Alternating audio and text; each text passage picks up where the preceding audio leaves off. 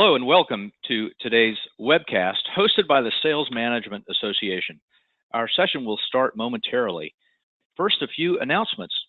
Please note that we'll not open attendees' audio lines during the question and answer portion of today's broadcast. However, we do welcome questions and comments from our attendees. You may submit these at any time, and you just need to type them into the questions box. That's a small chat box on the right side of your screen. It's built into the webinar application window. Also, a reminder that today's webcast will be recorded and made available for playback in the Sales Management Association's resource library. Our members will also find copies of today's slides available for download there. Today's session is one in a series of web-based Sales Management Association presentations that feature practitioners and thought leaders in the field of Salesforce effectiveness. The Sales Management Association is a professional association for sales operations and sales management professions. We provide our members with research, case studies, training, peer networking, and professional development. If you're joining us for the first time, we invite you to consider membership in the association and to visit us on the web at salesmanagement.org. Also, please make plans to join us in about 2 weeks for our 2017 conference, which will take place October 16th through the 18th at the Atlanta Ritz-Carlton Buckhead. You can learn more about our conference online at salesmanagementconference.com. I'm Bob Kelly, Sales Management Association Chairman. Today, I have the privilege of introducing two fine speakers and also moderating a discussion between the three of us on today's topic. So let me first introduce our fine speakers. They are Franco Anzini from Xactly Corporation and Marcus Latour from DocuSign. Franco Anzini is Senior Director of Sales Operations at Xactly Corporation, and he leads all aspects of Xactly's sales operations and order management functions. He has more than 15 years experience across multiple industries and in both mature and growing organizations. His areas of expertise include revenue forecasting, sales application development, recruitment and training, quota management and compensation, order processing, business analytics, and revenue recognition. Franco is joined by Marcus Latour from DocuSign. Marcus is Director of Sales Enablement for DocuSign's global sales onboarding programs. He brings over 16 years business-to-business sales, sales enablement, and sales operations experience to his role at DocuSign. And his chief areas of focus are employee learning, performance management, and talent development. So before we get started, first, just on a personal note, thank you very much to our two great speakers today, Franco and Marcus. Welcome, gentlemen. Great to be here. Thanks, Bob. Thanks, Bob. Happy to join. Excellent. It's great to have you. So this is a really interesting area, so I'm very pleased that you guys could join us for this topic. We don't do enough on this topic, I think, and so I know our audience is also keenly interested in your thoughts. Our session today is structured as a panel discussion. So Franco, Marcus, and I have developed 4 or 5 prepared questions. We're going to work through those first, and then when we're done with that, we'll save some time for questions from the audience, and we'll look forward to addressing those. So let's get to our first question, gentlemen, which is, should sales operations consider salesperson retention and talent management as part of their charter? I'd like to, if you'd be so kind, Marcus, can we start with you on this one? Absolutely. Thanks, Bob. So my answer to this is yes, absolutely. I think so. If you want to drive competitive advantage through your people and have a sales organization capable of producing predictable revenue, 100%, we all need to be thinking about salesperson retention and talent management. Frankly, I'd argue that we should be thinking about employee retention as a requirement for just running a healthy company. If you have high rates of involuntary departures from your company and you're losing some of your high performers and or your high potential performers, that's incredibly destabilizing and expensive. If we could move forward with a slide, Bob, I do think it's important to pause and be clear about what we mean when we use the term talent management. Talent management, I think, is a term that can invite some ambiguity and frankly come off as a buzzword. But the central idea behind talent management is that you need an integrated approach to how you recruit and hire people, how you onboard, how you train, how you provide those employees with meaningful feedback, and ultimately how you develop them. Because frankly, that's what they care about. That's a little simplistic, but that's really the crux of it. You'll see here in this slide that I've included performance management as one of those buckets under the talent management umbrella. My experience is that the term performance management often gives people the shivers. They want to run for the hills. And that's because they think about it as a bureaucratic and meaningless annual review process. And I think it's really important to clarify that we shouldn't be thinking about performance management that way. We need to think about it differently. Really, in a nutshell, performance management is about something really important. It's about making sure the employee, the salesperson in our case, is getting clear verbal communication on what's expected of them, along with regular one-on-one feedback on whether they're on track. People are looking for clarity around how they're doing. Am I on track? Am I meeting expectations? If not, what should I be doing differently? I think this is especially true when a large portion of your salespeople are millennials who really want dialogue and feedback from their managers. So important point here, in a lot of companies, a lot of these functions are often associated with and driven through HR almost exclusively. But in the talent management paradigm, the idea is to place more emphasis on empowering the frontline manager, again, in our case, the sales manager. So ultimately, talent management should be looked at as being integrated and cross-disciplinary, involving various teams across the company, including HR, sales leadership, and sales operations. Look, I think the big idea here when we're talking about retention is you've got to get the people piece right. You want salespeople who are engaged and committed, and talent management provides a framework for accomplishing those goals. That's great. Thank you, Marcus. Franco, we'll let you jump in here with any thoughts on this one. Sure. I certainly can't do it the justice that Marcus did at this level of detail, being the expert that he is. I mean, he laid it out very clearly. The way I would respond to this question from more of a, maybe not a 30,000 foot level, but a 10,000 foot level, and how it rolls up through enablement up to sales operations is three ways. I think sales operations must absolutely consider this as part of their charter because we know that the most valuable commodity is selling time that sales operations can provide salespeople, and sales operations' key goal is to maximize that selling capacity and selling time. And there's two parts of that equation. There's selling days and there's fully ramped people. And the retention and talent management speaks to the fully ramped people portion of that equation. So absolutely pivotal to make sure you get that sales capacity equation right. I think another big piece that sales operations in general looks to is the ability to predict, model, and forecast a bunch of different variables and metrics. And if the people component is constantly changing, it makes doing those three things infinitely harder. So again, the retention part and talent management of bringing people up to a full quota or fully ramped capacity, pivotal to solve that equation.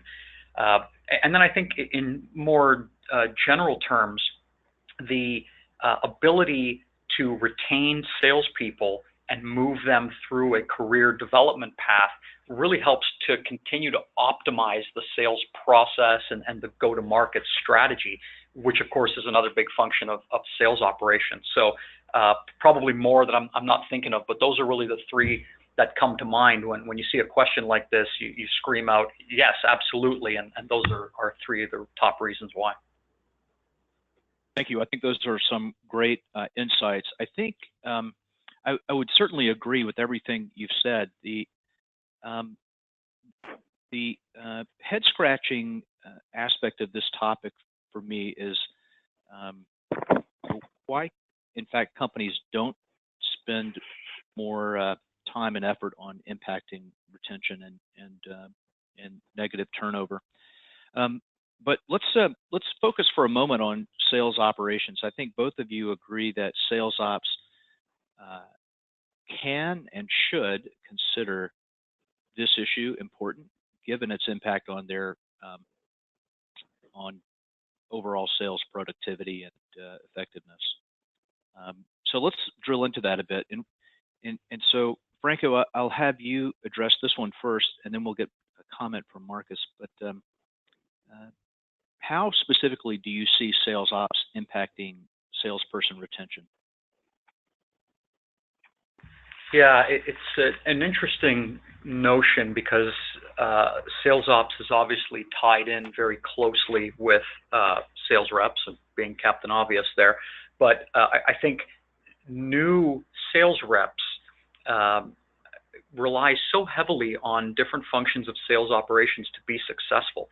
And I think the first way that sales ops can impact retention is really being the clear articulator of the expectations within that sales organization. People want to be successful, but ultimately they don't know what they don't know. And sales ops is always that sounding board that can provide the clarity to the role and the sales process.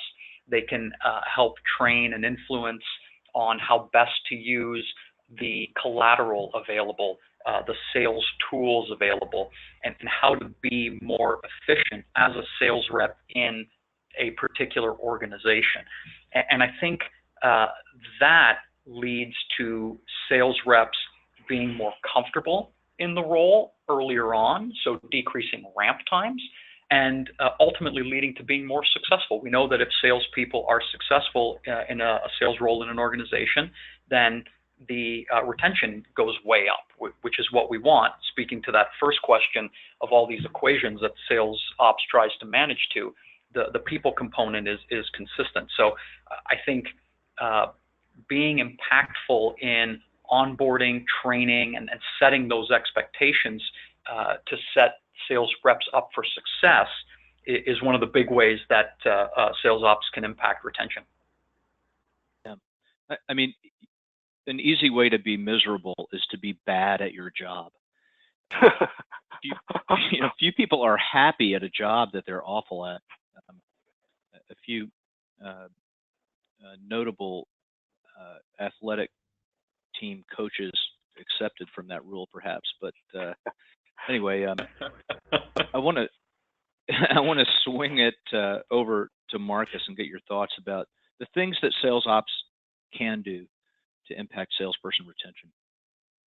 Thanks, Bob. I wanted to address this question in two parts. For the first part, I'd argue that the sales operation department frames quality of life for a salesperson. Think about all the touch points, territory assignments, CRM management, lead generation tools. When they go to price a proposal, they're working with Aptus or another quote-to-cash system. All those processes, systems, and tools are typically managed by sales operations. So going back to the question, how does sales operations impact salesperson retention? I think it's really important to ask the questions, are all those processes, systems, and tools reducing friction?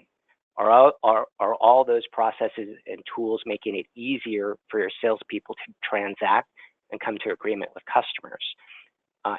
Here at DocuSign, I think we're fanatics about reducing friction in the sale by streamlining processes that historically have been pretty time-consuming, labor-intensive, and painful.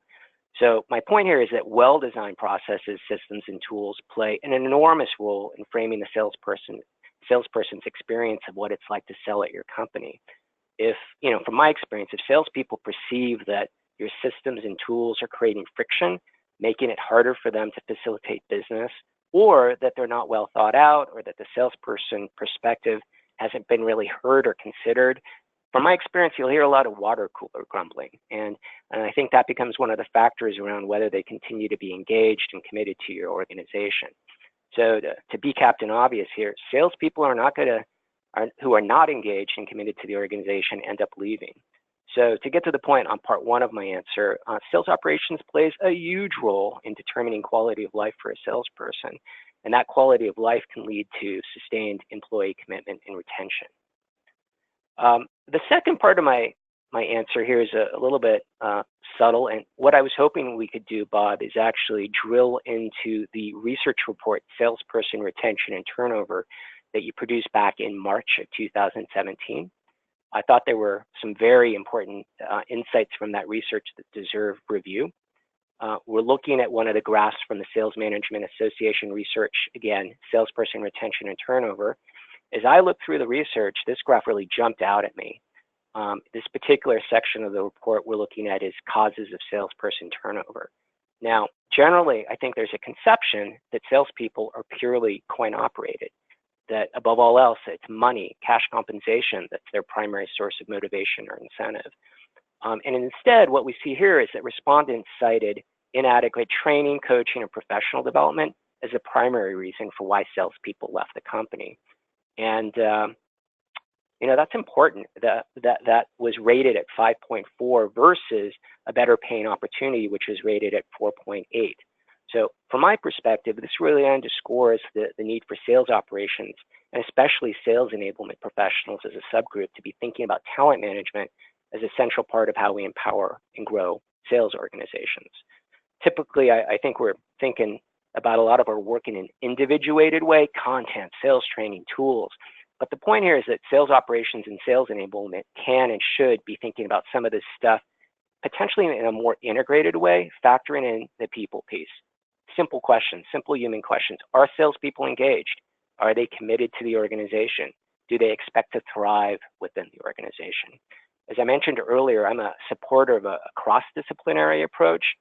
And at DocuSign, I think sales enablement and HR have built a strong partnership to enact a strategy to increase the amount of one-on-one coaching and training our salespeople get, which I'll be happy to take a look at later in the webinar. But going back to the question, in what ways does sales ops impact salesperson retention? Sales operations, especially sales enablement folks, play a huge role in driving retention by increasing the amount of training, coaching, and structured feedbacks reps get back from their managers. And as we can see here from the research, that's something they want.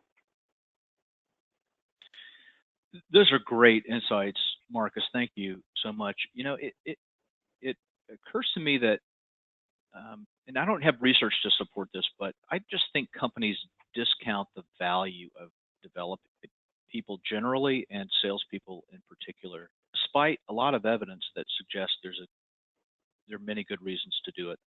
I don't even think, now this research, thank you for including our research in your comments, by the way.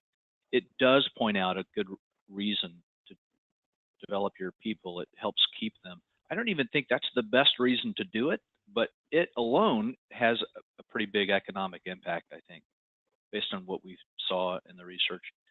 And I want to talk about your first point a little bit too, about how sales ops improves the quality of life by just reducing friction. You know, as you were talking about that, I recalled being a part of a sales force that had a lot of friction. It had a lot of dumb administrative things that everyone had to do. And it created people who were really good at doing, sort of mastering this arcane administrative stuff. And, you know, I think when you get rid of those things, you not only send the message that being good at the administrative stuff isn't important, but you also free up time to make people better at the part of their job that is really valuable. So I think Franco's initial points just about maximizing selling time, that's so huge, that's important. And so I'm completely in agreement with Franco on that point, that again, yeah, if the processes and tools that are in place are not leading to reduction of friction, you know, then that's problematic. Agreed.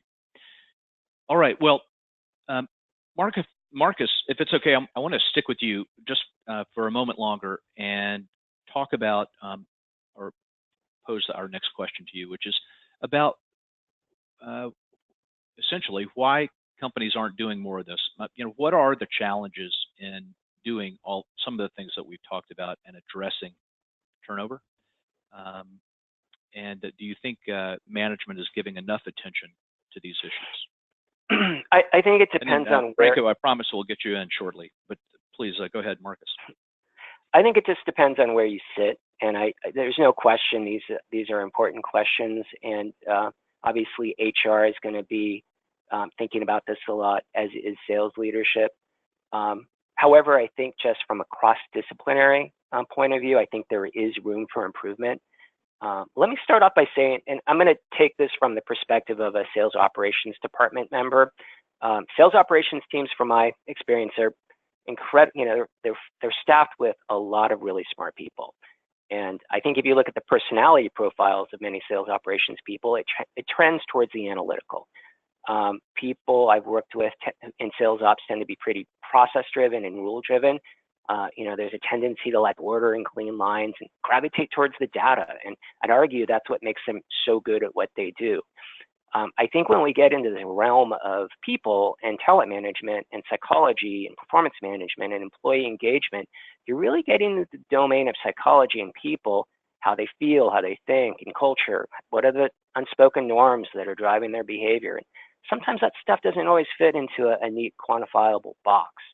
So sometimes I've sensed that there's something going on that I would kind of call a sophistication bias, meaning that I think some very experienced sales operations people are going to gravitate towards those initiatives that, again, are complex or deeply data-driven, and maybe sometimes dismiss thinking holistically about talent management or the people dynamics of the sales organization as maybe impractical, or that it's really just on the sales leaders to be thinking about that, or it's an HR thing. And I think really there's an opportunity to partner with teams across the organization, human resources, learning and development, organizational development, or even with sales enablement professionals tasked with training and people development within sales operations team. And I think there's a lot of opportunity to bring expertise and insight from across the organization to be asking and talking about solutions to these types of issues. And so I think more than anything, what I'm advocating is a cross-disciplinary approach, where we are doing the things where we can empower the frontline sales manager. It's that frontline sales manager at the end of the day who has the most frequent contact with the salespeople.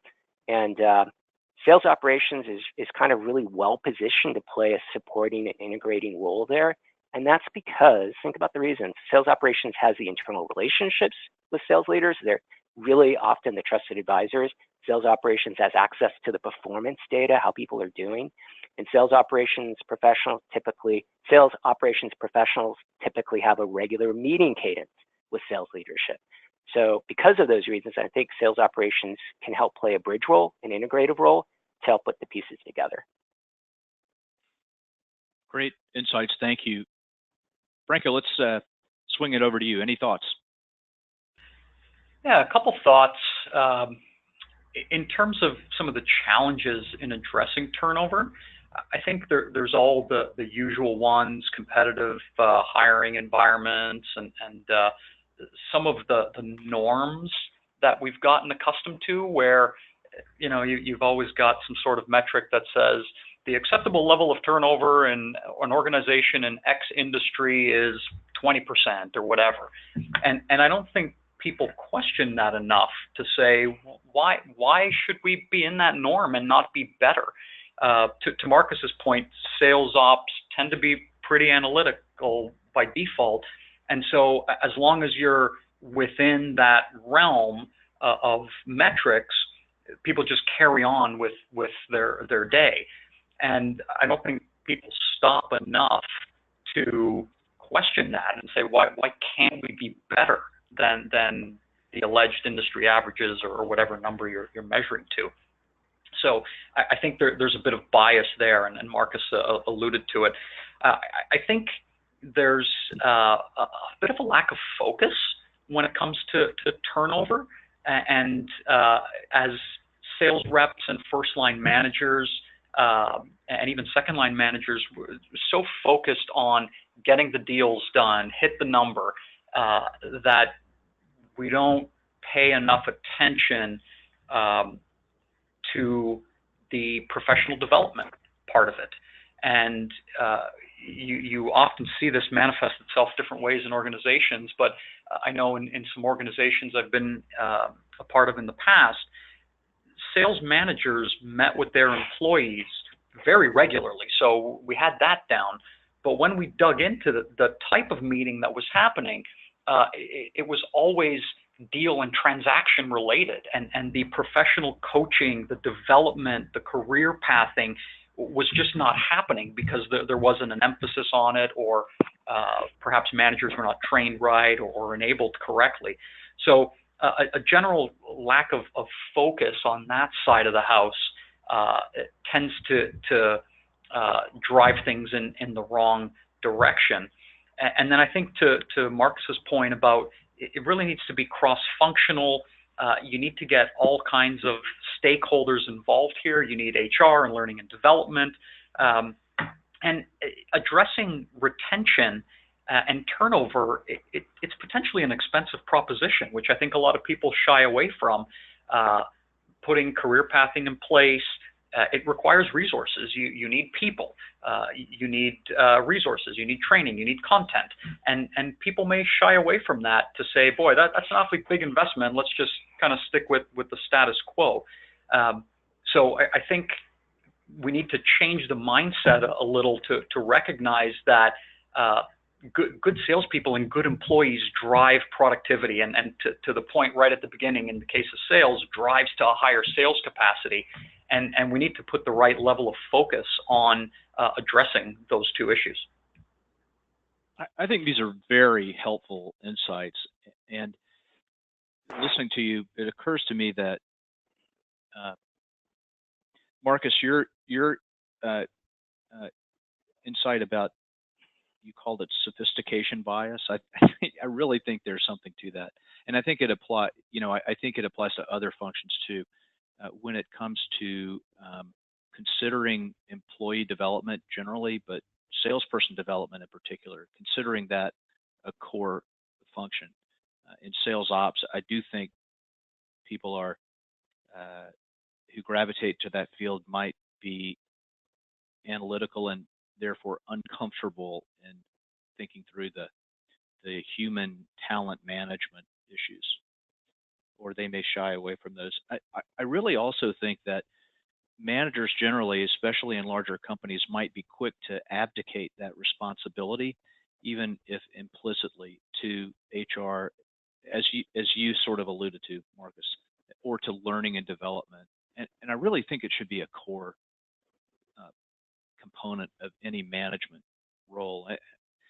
And so anyway, your insights, gentlemen, really help, in my mind, bring this issue into focus, that, if the mission of sales ops, just to think about that single function for a moment, is to improve productivity and effectiveness, they have to be thinking about that strategically. They can't simply be thinking about the analytics or the process issues associated with that. And similarly, same for sales management. I think great managers in either of those functions will consider the holistic issues and will rise to the challenge. Marcus, I see your comments as really a challenge to management to think more holistically and strategically. And I would just add to it, I would say there's every chance that you'll no longer be relevant unless you do that. It's my vantage point. Yeah. Yeah. Good. Okay. Well, let's move along. So, Franco, I'm going to stick with you and let you address this question. Our next question is about kind of the economic impact of these issues. So, maybe you can share with us how you think about the financial impact of retention and turnover. Sure, and I think there's a couple ways to think about this.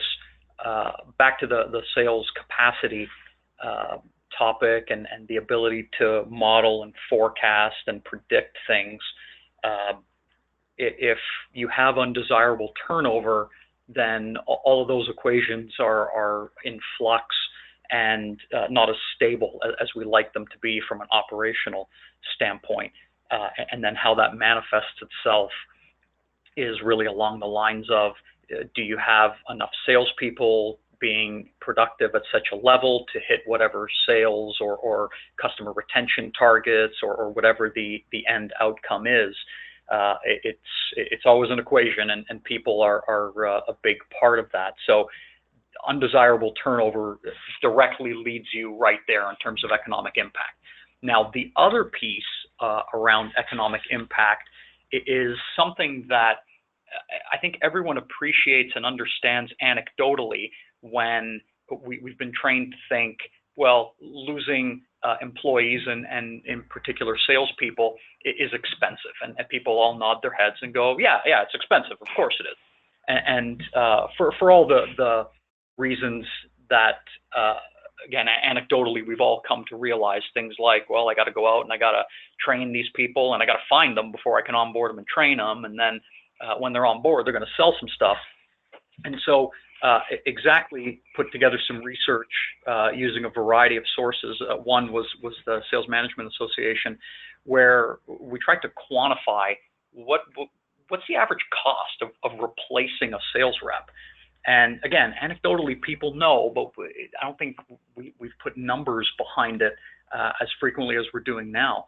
And the number maybe is not important. The number that we came up with was $115,000 as an average cost of replacing a sales rep.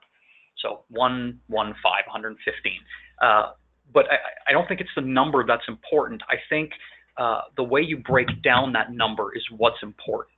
And what we found was of the 115,000, 30,000 was just in acquisition costs.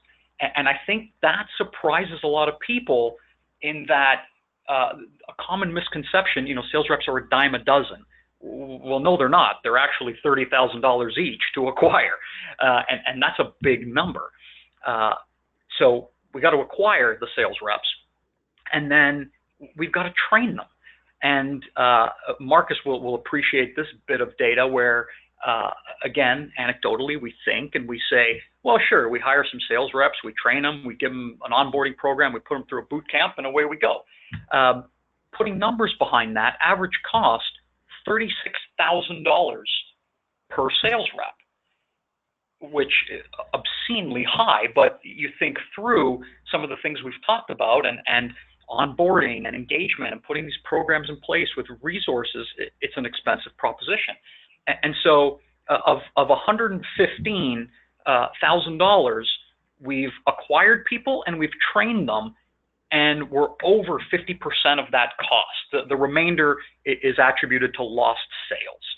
And so while it's a hugely expensive number on the whole, I think it's important to realize that the economic impact is really at the front end, and it's expensive, and more expensive than I think we've thought in the past to acquire people and train them. So to give you a bit of a holistic picture there, that's kind of where we ended up around trying to quantify this economic impact of undesirable turnover. We know, yes, it's expensive to lose people. How expensive? You start to see some of these numbers, and it really opens your eyes. Yeah, that's really interesting.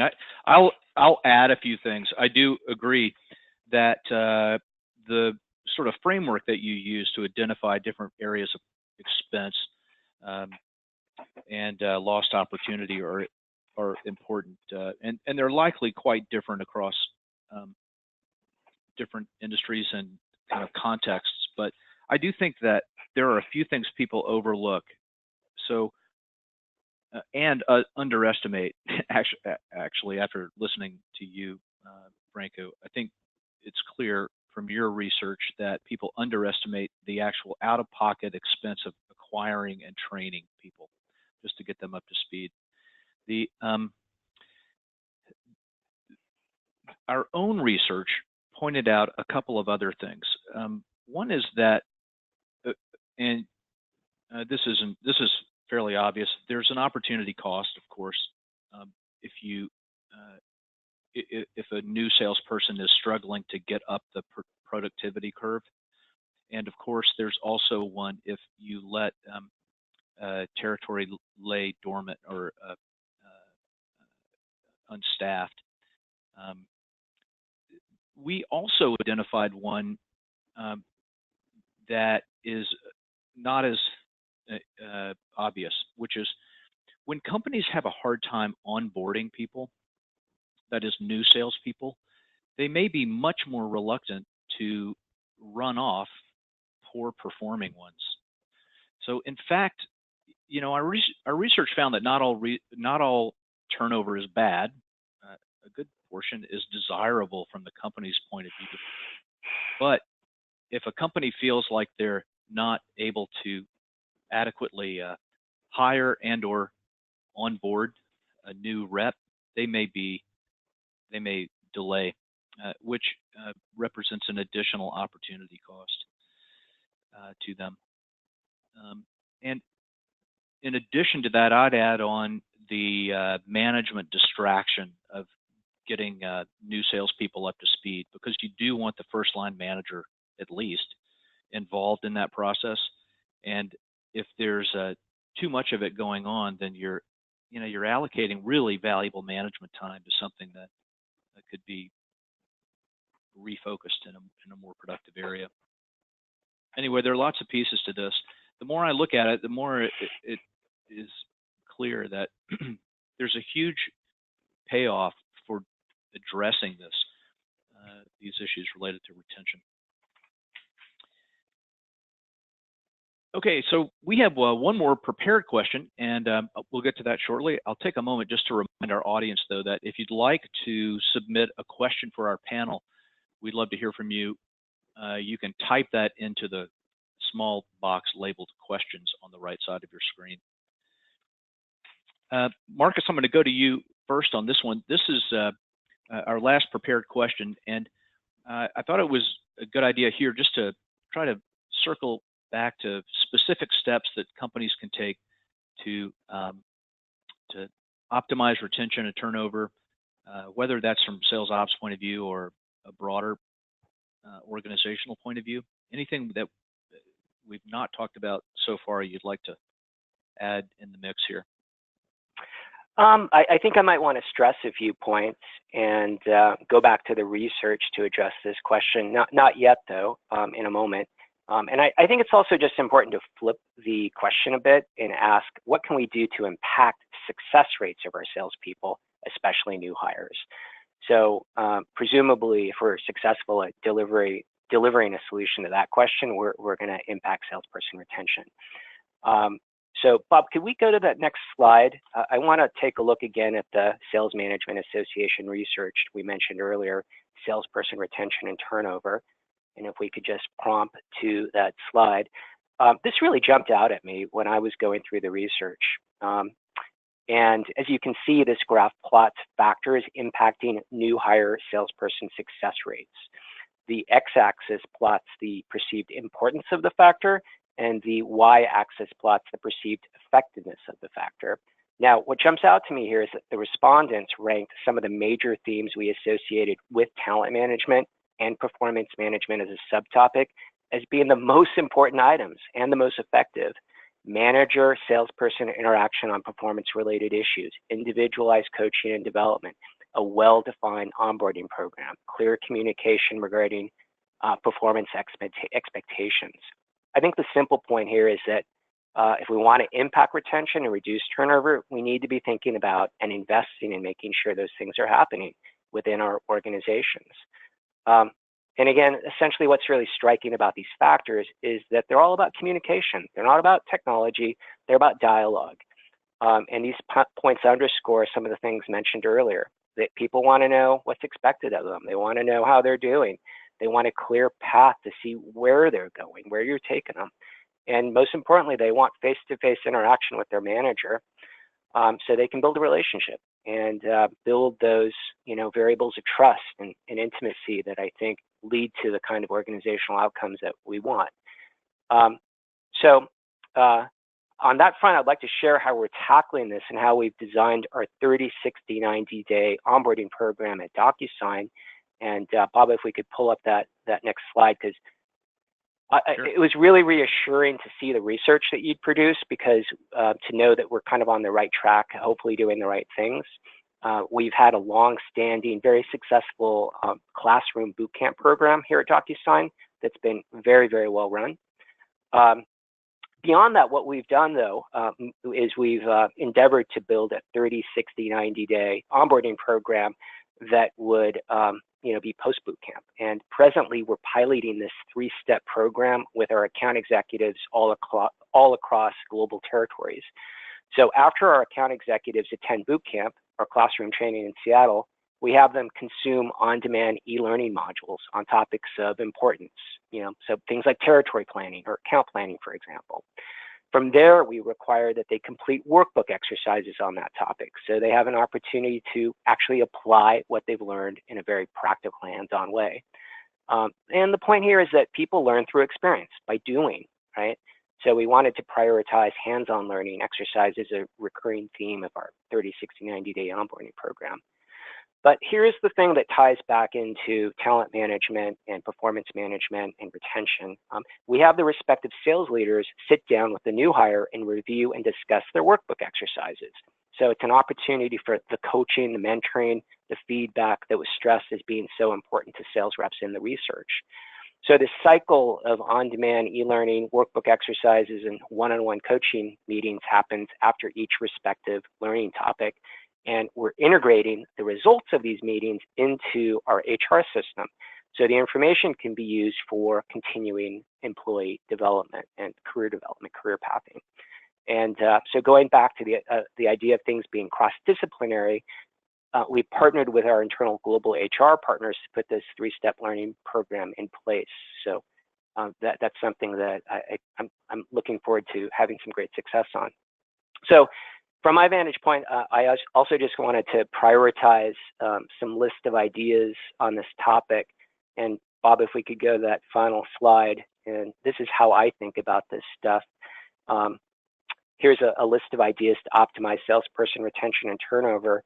Number one, if you're on the sales operations side, I think the first important step is to evaluate your own internal processes and systems and ask the question, are your processes reducing friction or increasing friction in the sale? Have you implemented an e-signature solution like a DocuSign to improve quality of life for your salespeople? Or ultimately, are you making it easy for customers to come to agreement with your salespeople? That's number one. Number two is, again, just bubble this back up to the human level and ask the human questions. It's not that sales operations need to be leading the charge on these questions, but I think it's good to be asking them, are your salespeople engaged? Are your salespeople committed to stay? Are they expecting to thrive within your organization? If they are, the kinds of organizational outputs that you want are going to be happening. And, sub-point here, a lot of collaboration in companies just comes from asking questions and forming relationships and partnering across, again, across departments. So number three, it's, to that point, if you're in sales operations, I encourage you to, find your partners in a talent management initiative in HR, in learning and development, and organizational development. Depending on how your organization is structured, there are people out there who are asking these questions and probably looking for partners like you to act on them. So number four, and this is such a big one, and this is something that sales operations really just can add so much value on, it's share the sales performance data. Sales operations are the guardians of this performance data at a company level, at a team level, at an individual level, and that data could be integral to any talent management initiative. So I encourage everybody to identify your partners and find ways to partner and see if somebody could benefit from some of the data that you've collected. And then finally, find ways to integrate one-on-one coaching into your learning initiatives. So it's not just about delivering the content, but finding ways to actually facilitate more dialogue using the training opportunities that you put together, but allowing your sales managers to have more structured opportunities to provide feedback to their reps. Again, that's what your people are looking for. They're craving dialogue and feedback. So my concluding thought really is just that talent management, this big bucket, this big umbrella, is a framework for making sure we get the people part of the business right. And by doing that, I think we can do the right things to increase employee retention. Thank you very much. Franco, we'll let you chime in here, since we've not heard from you in a little while. Anything to add to these ideas? Tough act to follow, because Marcus laid it out so beautifully here, and you know, followed the 5 bullet point rule, which is fantastic. I think the only thing that I would add here, as a step that sometimes goes unsaid or just plain gets ignored, is to listen to your sales reps. We've as a sales operations function, we've got a lot of good processes and tools, and we try and create the best environment we can. But I think sometimes we don't listen enough to the feedback from the sales reps. And I know specifically here at Xactly and some places I've been a part of in the past, we've had some sales reps come in from maybe different industries, different geographies or regions, who have provided us with some really good ideas that we've been able to implement and gain additional lift or reduce additional friction in ways that we hadn't thought of looking at the problem. So I think just remembering to make it a true dialogue, as Marcus alluded to, whereby we're providing sales reps with all these great tools and processes and ways to be successful, but we can't forget to listen to the feedback that they're giving us so we can continue to optimize. Great. Well, thank you, gentlemen, very much. So we're at the end of our prepared questions, I guess, and I wanted to make sure we save just a bit of time for a few questions from the audience. If you have a question or a comment, please feel free to submit that now. Your questions will come to me directly, by the way, and then I'll read them on your behalf, and we'll try our best to address them. So we have a few in the queue. Let me get to those. The first is as follows. Should managers be held accountable for salesperson retention? If so, how? I'll flip a coin, and Franco, will stick with you on this one. Maybe you can help us with this. What are your What are your thoughts? Yeah, the quick thought is yes, absolutely. First line and second line managers, one of the tricks should absolutely be reducing undesirable turnover within their teams. I think, as we've talked about earlier, talent management and retention is a team sport, and everyone's involved and everyone's a stakeholder.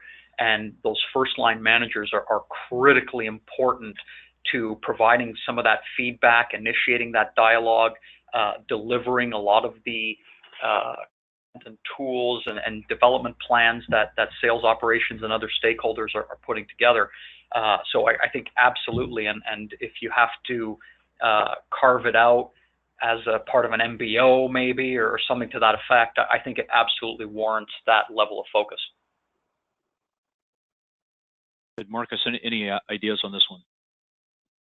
I'm in agreement with Franco on what he said. I think the other way I might think about it is when we're thinking about coaching and structured learning, it's to, I think, support that frontline sales manager and give them the tools to help them have these conversations on a regular basis. But then, frankly, hold them accountable. If we are setting them up to be successful, to have those milestone conversations, I think from my vantage point, the expectation is let's make sure you have them.